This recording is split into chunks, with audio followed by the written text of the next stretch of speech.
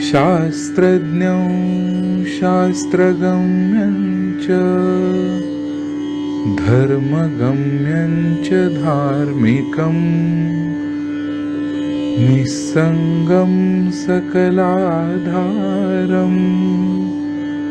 भक्तं स्वात्मरतं तथा वाग्मिनौ शान्तमूर्तिं च भक्तदुःखप्रणाशनं योगिनं माधवानन्दं सोऽहं रूपं नमाम्यहम्।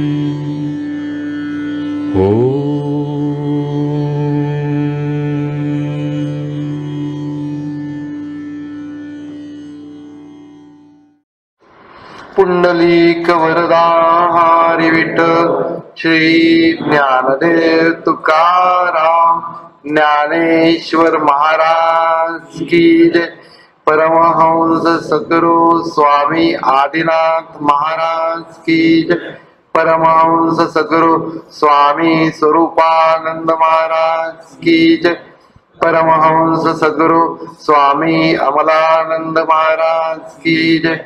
परमहंस सद्गुरु स्वामी सत्यदेवानंद सरस्वती महाराज की जय। परमहंस सद्गुरु स्वामी माधवनाथ महाराज की जय।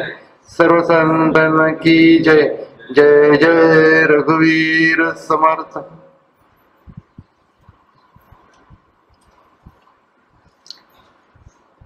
विजयादशमीचा दशमीचा दिवस आहे।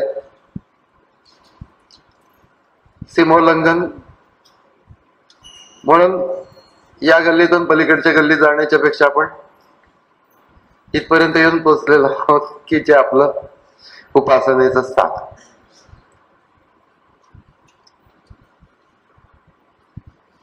सगळे साधक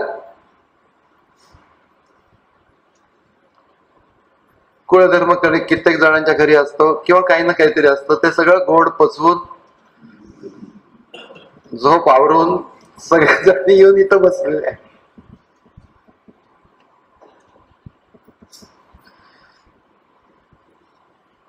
देवीचा नवरात्रीचा भाग, त्याच्यामध्ये तिचं स्तवन, थोडीस भजन,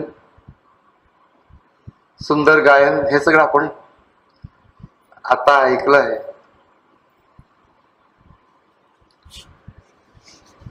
प्रभू रामरायाचा विजयाचा दिवस पण आहे हा, त्यानुसार देखील आपण थोडं भजन करू। खूप मोठं प्रबोधन करण्याच्यासाठी म्हणून आज इथं बसलेलो नाही, पण तरी देखील असा जो विशेष दिवस असतो त्या दिवसाच्या पाठीमागे एक विशेष कथा असते, आणि ती कथा सगळ्याच लोकांना आवडते। की मी कथा सांगत असताना तत्वज्ञानापेक्षा जास्ती आनंद लोकांना येतो, कारण लहानपणापासून आपल्याला गोष्ट आवडत असते। किती मोठा माणूस झाला तरी देखील त्याच्यामध्ये एक लहान मुलगा शिल्लक असतो आणि त्याला नेहमी गोष्ट आवडत असते। आणि म्हणून तर या सर्व कथांची योजना केलेली आहे। त्याच्यामध्ये वैशंपायन ऋषींनी जनमेजय राजाला ही कथा सांगितली, की विजयादशमीची कथा।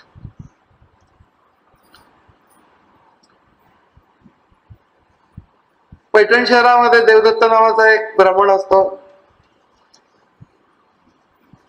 आणि त्याचा कौत्स नावाचा एक मुलगा आहे। तो कौत्स मुलगा हा अतिशय मुळातच तेजस्वी असतो,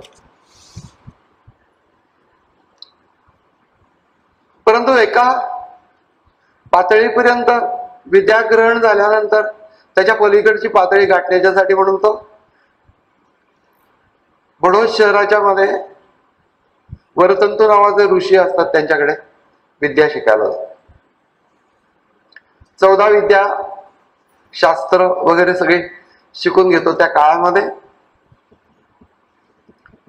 इतर काहीही अट्रॅक्शन नसे, त्यामुळे डिस्ट्रॅक्शन होण्याचे सगळे प्रकार आहेत ते खूप कमी असायचे. त्यामुळे त्या काळामध्ये मोठं शिक्षण, सगळंच्या सगळं मन त्या शिक्षणाकडेच. पूर्वीच्या काळातले आश्रम जे होते त्या आश्रमांच्या मध्ये जाऊन शिकायचं असतं. त्याच्यामध्ये अगदी साधी राहणी, अगदी त्या तत्वावरती आश्रम निर्माण करणं आताच्या काळामध्ये अशक्य आहे. परंतु आपला पण प्रयत्न असा आहे की आश्रम हा पूर्वीच्या संकल्पनांना धरून व्हायला पाहिजे. त्या आश्रमामध्ये गेल्यानंतर ज्ञान ग्रहण करावं अशा प्रकारची इच्छा निर्माण झाली पाहिजे. तर तो वरतंतू ऋषींच्या आश्रमामध्ये जातो, त्याच्यामध्ये दुसरीकडे इकडे तिकडे लक्ष जाण्याचं कारणच नाही.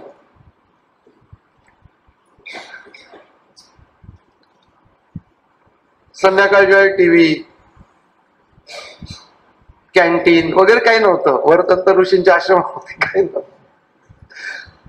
गुरुकुल पद्धत जी आहे, गुरुकुल पद्धत पूर्वापार आपल्याकडे चालत आलेली आहे. त्या गुरुकुल पद्धतीमध्ये एकतर आमचं जीवन जास्तीत जास्त चांगलं कसं होईल हे पाहायला गेलं. त्याला योग्य गोष्टी तर पुरवल्या गेल्या, पण मुख्य उद्देश या सर्व सुखोपभोगांच्या पलीकडे एक ईश्वर प्राप्तीचं मुख्य ध्येय आहे. त्याच्या संबंधीचं ज्ञान प्राप्त करून घेणे हा सर्व आश्रमांच्या मध्ये जाणाऱ्या विद्यार्थ्यांच्या अंतःकरणामध्ये असलेला उद्देश. जीवनाविषयक, जीवनाला आवश्यक अशा प्रकारचं ज्ञान पण त्यावेळेला दिलं जात असत. तर तो वरतंतू ऋषींच्या आश्रमामध्ये ज्ञान ग्रहण करण्याच्यासाठी म्हणून गेलेला कौच लवकरच खूपच तेजस्वी असतो. 14 विद्या संपन्न होतं, शास्त्र. आणि मग गुरूंना असं विचारतो की तुम्हाला गुरुदक्षिणा काय द्या. शिष्याने गुरूंना गुरुदक्षिणा देणे ही पूर्वापार प्रथा चालत आलेली. त्यावेळेला गुरु असं म्हणाले की तू सुसंस्कृत झाला विद्यांनी, त्या विद्यांनी सुसंस्कृत झाल्यामुळे तीच मला गुरुदक्षिणा आहे, त्याच्यापेक्षा मला स्वतंत्र गुरुदक्षिणा काही आवश्यक. पण तरी देखील वरतंतू ऋषींना आपण काहीच देत नाही आहोत आणि तसेच जातो आहोत हे काही त्या कौत्साला बरं वाटत. वस्तुतः तरुण मुलगा, काही बाह्य जीवनाचा किंवा कशाचा संपर्क नाही, तरुण अगदी किशोर वयामध्येच तो त्या ऋषींच्या आश्रमामध्ये गेलेला, त्यामुळे त्याला काही माहिती नव्हते बाह्य जगात काय आहे ते. तर पण काही झालं तरी मला तुम्हाला गुरुदक्षिणा द्यायची, काहीतरी गुरुदक्षिणा तुम्ही सांगाल ते किती. मग वरतंतू ऋषींनी सांगितलं की 14 कोटी सुवर्ण मुद्रा, प्रत्येक विद्येची एक, या दृष्टीने 14 विद्यांची 14 कोटी सुवर्ण मुद्रा तो आणून दे. आणि त्या सुवर्ण मुद्रा ठिकठिकाणी भीक मागून आणायच्या नाहीत, कोणातरी एकाच दात्याकडनं आणायच्या. हे अजूनच अवघड होतं. ज्यावेळेला तो बाहेर पडला त्यावेळेला उत्साहाने बाहेर पडला. ज्यावेळेला तो विचार करायला लागला आणि त्याला असा अनुभव यायला लागला जीवनाचा, किंवा अशा प्रकारचा इतका धनिक कोणी नसतो, आणि धनिक असला तर तो द्यायला तयार नसतो. तर तो फिरत होता, चिंतेत होता. विद्येचं ज्ञान तर त्याजवळ होतच, त्याच्या बाबतीत काही प्रश्नच नाही. पण असं असलं तरी देखील आता हे गुरूंना गुरुदक्षिणा दिल्याशिवाय माझ्या ज्ञानाचा मी प्रयोग नाही करू शकणार. पण तो फिरत होता. मग त्याला एका ब्राह्मणाने सांगितलं की तू रघुराजाकडे जा अयोध्येमध्ये. अयोध्येमध्ये रघुराजाकडे जा, तो एकच तुला देऊ शकेल. पण तो रघुराजाकडे गेला तर त्यावेळेला रघुराजाने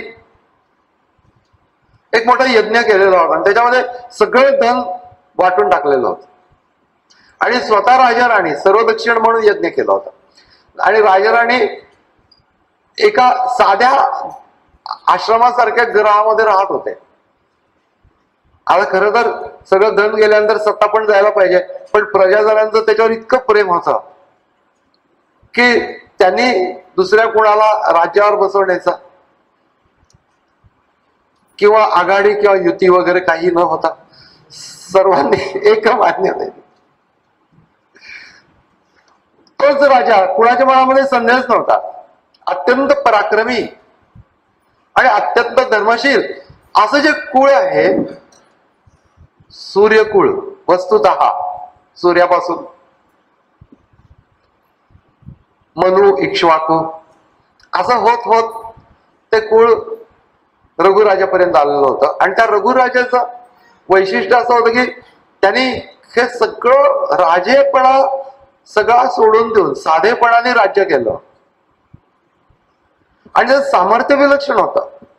त्या इंद्राला वगैरे त्यांनी या सगळ्या रघुकुलातल्या राजांनी देवांना मदत केलेली निरनिराळ्या युद्धांच्या. तर रघुकुळातला राजा म्हटल्यानंतर हा तिथं गेला काही अपेक्षेने आणि बघितलं तर ते राजा राणी एखाद्या साध्या आश्रमासारख्या घरात राहत आहेत. त्याचा ज्या वेळेला आदर सत्कार केला त्यावेळेला त्याचं पादप्रक्षालन करण्याच्यासाठी त्यांनी आत्म पूजेचं साहित्य आणलं. त्याच्यातली जी भांडी होती ती सुद्धा मातीचीच होती. त्यावेळेला आता हा राजा आपल्याला धन कसं देणार हा विचार कवचाच्या मनात आला नाही. ही फार आश्चर्याची गोष्ट आहे की याला कसं मागो, की हा स्वतः इतक्या गरिबीत राहतोय आणि अशा प्रकारचं मातीच्या ह्याच्यामधनं. कवचाच्या मनात असा विचार आला की रघुराजा आपल्याला धन कसं देईल. रघुराजाने त्याची पादपूजा केली आणि त्याला नमस्कार केला. विद्वान सर्वत्र पूज्यते त्याप्रमाणे कवचाची कीर्ती वरतंतु ऋषींचा हा शिष्य म्हणून त्याच्यापर्यंत गेलेलीच होती. आणि मग त्यानुसार त्याने त्याचं पूजन केलं. देव द्विज गुरु प्राज्ञ पूजनम शौचमार्चव ब्रह्मचर्य अहिंसाच शारीरम तप उच्यते. अशा रीतीने पहिलं देव द्विज गुरु प्राज्ञ पूजनम हा धर्मज्ञच होता राजा. त्यानुसार त्याने त्याचं पूजन केलं. काय इच्छा आहे विचारलं त्यावेळेस त्याने सांगितलं की काही न संकोच 14 कोटी सुवर्ण मुद्रा हव्या आहेत. माझ्या गुरूंची गुरुदक्षिणा द्यायची आहे. आता रघुराजाच्या मनात प्रश्न निर्माण झाला नाही की कसं द्यायचं याला. त्यावेळेला त्याने असं सांगितलं त्या कवचाला की योग्य मुहूर्त काढ. मग त्याने अश्विन शुद्ध नवमी हा मुहूर्त काढला. ज्या दिवशी राजाने असं ठरवलं की इंद्रावरती स्वारी करायची आणि ते धन मिळवायचं.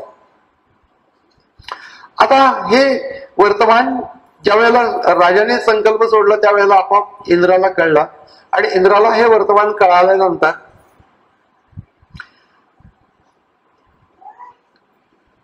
त्याच दिवशी त्यांनी त्याला युद्धाची तयारी पण करून न देता अयोध्येच्या बाहेरच्या म्हणजे साकेत नगरी, तुम्हाला कदाचित माहित नसेल साकेत या शब्दाचा अर्थ अयोध्याच, पण साकेत नावाच्या मुलांना पण हे माहित नसतं. पण अयोध्या नगरी जी आहे त्या अयोध्या नगरीच्या बाहेर असलेल्या आपट्याच्या झाडांच्या वरती आणि शमीची आणि आपट्याची झाडं होती त्याच्यावरती त्या सुवर्णमुद्रांचा त्यांनी पाऊस पाडला. सुवर्णमुद्रांचा पाऊस त्यांनी पाडल्यानंतर तिथून जाणाऱ्या नागरिकांनी म्हणजे गावकऱ्यांनी राजापर्यंत ही बातमी पोहोचवली की गावाबाहेरच्या आपट्याच्या आणि शमीच्या झाडांवरती सुवर्णमुद्रांचा पाऊस पडलाय. राजाला लगेच कळलं की इंद्रानेच केलेला असणार म्हणून. मग त्यांनी काही केलं नाही, उंटवाल्यांना बोलवा म्हणून सांगितलं आणि मग उंटवाल्यांना बोलून ते सगळं धन आहे ते उंटांच्या वरती लादून व्यवस्थित रीतीने कवचाच्या जवळ गेला आणि म्हटलं की हे आपलं धन. आता कवच ते उंट घेऊन तसंच त्या वरतंतु ऋषींच्याकडे गेला आणि वरतंतु ऋषींच्याकडे गेल्यानंतर त्यांनी गुरुजींना गुरुदक्षिणा समर्पित करण्याच्यासाठी त्यांनी नमस्कार केला आणि गुरुजींना सांगितलं की गुरुदक्षिणा आणली. आता एवढं सगळं झाल्यानंतर वरतंतु ऋषींनी ज्या वेळेला ते उंट पाहिले आणि त्या उंटावरती लादलेल्या त्या थैल्यांच्या मधल्या सुवर्ण मोहरा पाहिल्या त्यावेळेस त्यांना असं वाटलं की हे धन आपण मागितल्यापेक्षा जास्ती आहे. म्हणून त्याने एका थैलीतल्या मोहरा त्या मोजल्या आणि त्याच्यावरून जितके उंट तितक्याने गुणायचं त्याला थोडक्यात म्हणजे आपल्याला त्याला नीट येत होतं ते. त्यानुसार त्यांनी लगेचच सांगितलं की हे धन मी मागितलेल्या धनापेक्षा जास्ती आहे आणि इतकेच उंट मला पाहिजे आहे आणि म्हणजे इतक्या उंटांच्या वरती लादले धन म्हणजे पूर्ण होणार आहे, बाकीचं तू घेऊन जा. आणि गुरुने सांगितल्यानंतर तो एकही शब्द न बोलता उरलेले उंट घेऊन तो परत निघाला. म्हणजे सगळेच उंट कदाचित नेले असतील, ते सगळं धन घेऊन तो परत निघाला, जास्तीचं धन. आणि ते जास्तीचं धन जे आहे ते घेऊन तो त्या वरतंतु ऋषींच्याकडे गेला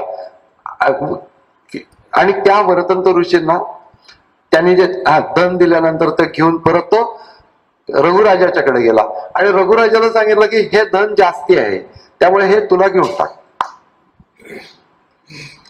त्यातली एकही सुवर्ण मुद्रा त्या कौत्साने स्वतःकडे काढून घेतली नाही. जसे तसं ते धन, अलीकडच्या काळात आपण हा गोष्टीचा विचार पण करू शकत नाही की हे सगळे प्रकार काय असतील. आणि ते धन त्यांनी त्या रघुराजाच्याकडे दिलं आणि त्याला सांगितलं की हे जास्तीचं धन आहे, माझ्या गुरूंनी परत पाठवलेलं आहे, तर त्यामुळे ते तू घे. राजा म्हणला की मी हे तुम्हाला दान दिलेलं आहे, त्यामुळे मी हे परत कसं घेऊ. त्यामुळे कौत्साने सांगितलं की गुरूंना गुरुदक्षिणा देण्यासाठीच तेवढ्या पुरतच मी तुझ्याकडे धन मागितलं होतं, जास्तीचं आलं याच्यात माझा काही दोष नाहीये, त्यामुळे आता हे जास्तीचं धन मी माझ्याजवळ ठेवून घेऊ शकत नाही, कारण की मी तुला ते मागितलेलंच नाही. मग रघुराजाने काय केलं की जे उरलेलं धन जे होतं ते सगळं गावाच्या बाहेरच्या आपट्याच्या झाडांच्या तिथं त्या थैल्या नेऊन ठेवल्या. आणि मग गावकऱ्यांनी सीमोल्लंघन करून आजच्या दिवशी एक दिवस त्याच्यात गेला आणि मग गावकऱ्यांनी सीमोल्लंघन करून ते एकमेकांना ते धन देऊन लुटलं, आनंद व्यक्त करत लुटलं. आता अलीकडे आपट्यांच्या झाडाच्या पायाशी आता तशा प्रकारचं धन नाहीये, परंतु त्या गोष्टीची आठवण म्हणून आपट्याचीच पानं एकमेकांना देण्याची पद्धत तेव्हापासून सुरू झाली. अशी एकूण कथा आहे.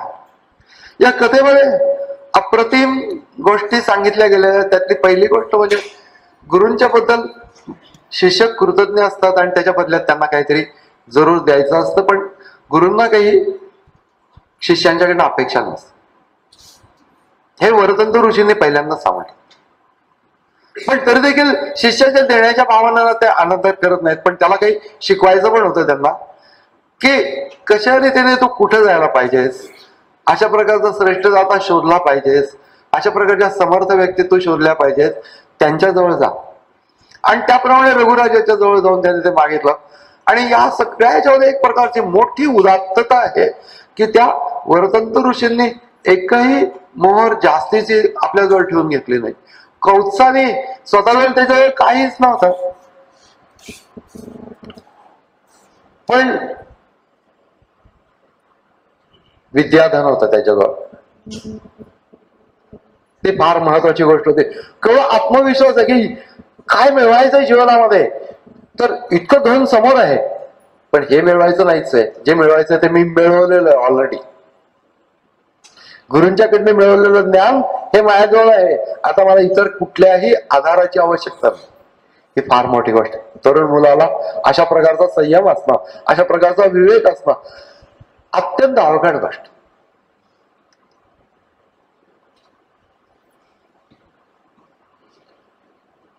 न चोर हार्यम न च राजहार्यम. म्हणजे हे धन आहे ते चोर हरण करू शकत नाहीत, राजा हरण करू शकत नाही. न भारतृ भाज्यम म्हणजे भावाभावांच्यामुळे त्याची वाटणी होत नाही. न च भार भारी म्हणजे अंतःकरणावर त्याचा भार होत नाही. आणि त्याच्यापुढे असं ते सुभाषितकार म्हणतात की व्ययम कृतम, म्हणजे त्याचा जर का व्यय केला तर वर्धित एव नित्यम, तर ते वाढतच जातं. विद्याधन सर्वधनम प्रधानम, सर्व धनांच्या मध्ये हे विद्याधन श्रेष्ठ आहे. ते त्याच्याजवळ होतं. गुरूंच्याकडनं प्राप्त झालेली विद्या हेच मुख्य धन ते त्याच्याजवळ असल्यामुळे त्यांनी एकही सुवर्ण मुद्रा स्वतःजवळ ठेवली नाही. आणि रघुराजाचा विलक्षणच होता, त्यांनी त्या सगळ्या सुवर्ण मुद्रा आपल्याजवळ पण काही नाही, त्याच्याजवळ पण काही नव्हतं, राज्य चालवायचंय, मग आता या उपयोगी करू काही नाही. ज्याच्यासाठी मागवलं होतं त्या सोडून मला नको आहेत म्हणून त्यांनी त्याचं ठेवल्या, पाहिजे असलं ते इंद्राने परत घेऊन जाऊयात असं त्याचा मानस होता. मी न मागताच त्यांनी दिलेले आहेत, त्यामुळे मी तिथं ठेवून देतो जास्तीच्या, त्यांनी मी न सांगताच घेऊन जाव्यात अशी त्याची भूमिका होती. इंद्र तर देवांचा राजा होता, तो ते परत नेणं शक्यच नव्हतं. पण हे दुसऱ्याचं धन आहे, हे मला नको. जे जे काही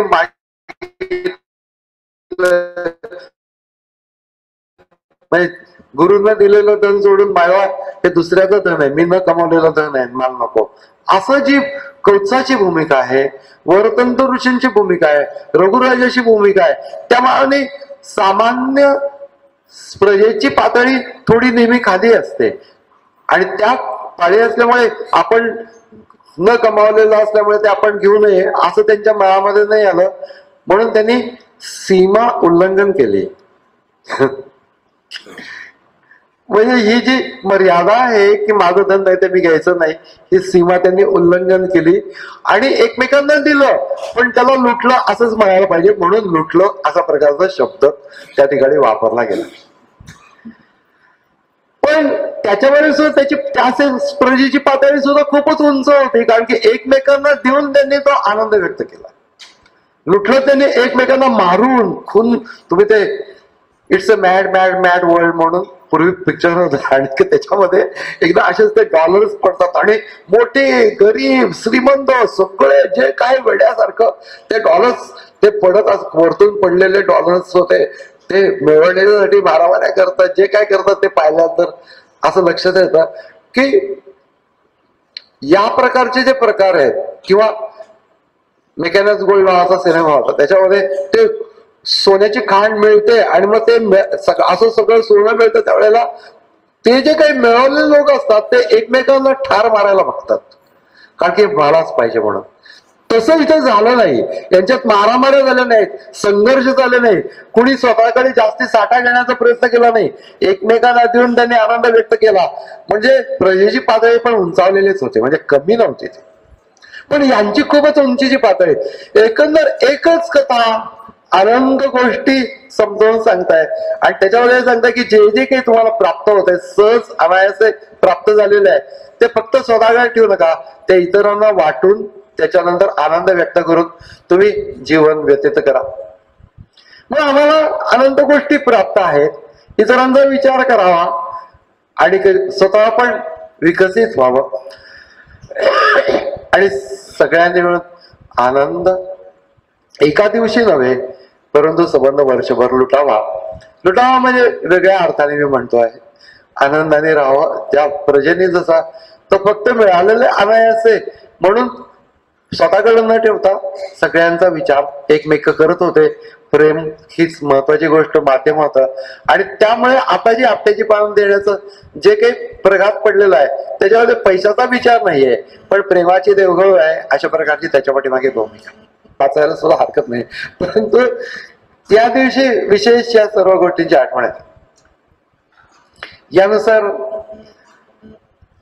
ज्या कथेतनं हे निर्माण झालं त्याचं एक दायित्व, त्याचं एक ऋण आपल्यामध्ये आहे आणि काही अशा प्रकारे कशानं निर्माण झालं हे तरी इतरांना आपण सांगू शकलो पाहिजे की कशासाठी. म्हणून यासाठी म्हणून आज प्रभू रामचंद्रांच्या पायी बसून, स्वामी विवेकानंदांच्या पायी बसून, सर्व योग संप्रदायाच्या पायी बसून आज ही विजयादशमीची कथा आपण बघितली.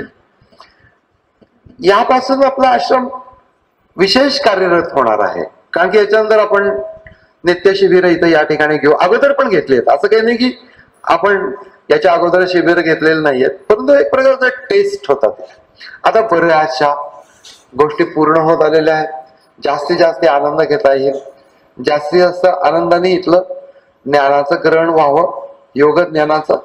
साधकांना साधनेच्यासाठी म्हणून उपयुक्त जागा असावी, याच्यासाठी म्हणून सद्गुरूच्या प्रेरणेनुसार, सर्व योग संप्रदायाच्या प्रेरणेनुसार हा प्रकल्प आपण बराचसा पूर्ण करत आणलेला आहे. अनेक लोकांनी याला विलक्षण हातभार लावलेला आहे. आणि मुख्य म्हणजे आपण याचित वृत्तीने हा आश्रम बांधलेला आहे की प्रत्येक person to person fund raising वगैरे काही न करता हे असं इथपर्यंत आपलं काम आलं, पुढे पण जाईल, याच रीतीने राहील. आश्रम पद्धतीने आम्ही इथे सगळे कार्यक्रम त्या पद्धतीने होतील. आणि त्याच्यात मुख्यतः भक्तियुक्त ज्ञान ही आपल्याला जो मिळालेला वारसा आहे त्या वारशाच्या नुसार आपण गुरूंना प्रार्थना जी केली जाते, आम्ही चालवू हा पुढे वारसा, हा योगज्ञानाचा वारसा आहे, आपणच चालवायचा आहे, तुम्हीच सगळेजण हे पुढे नेणार आहात.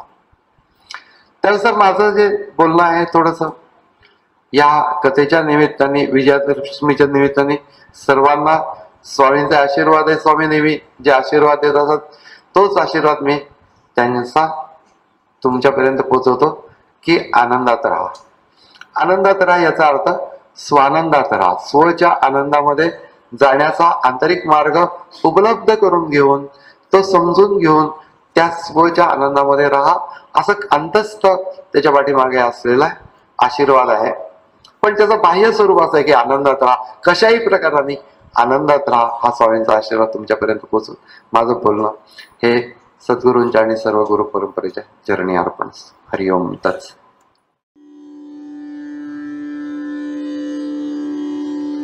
यस्य स्मरणमात्रेण चित्तं भवति निर्मलं स्वामी समाधवानन्दो नित्यं वसति मे हृदि. ॐ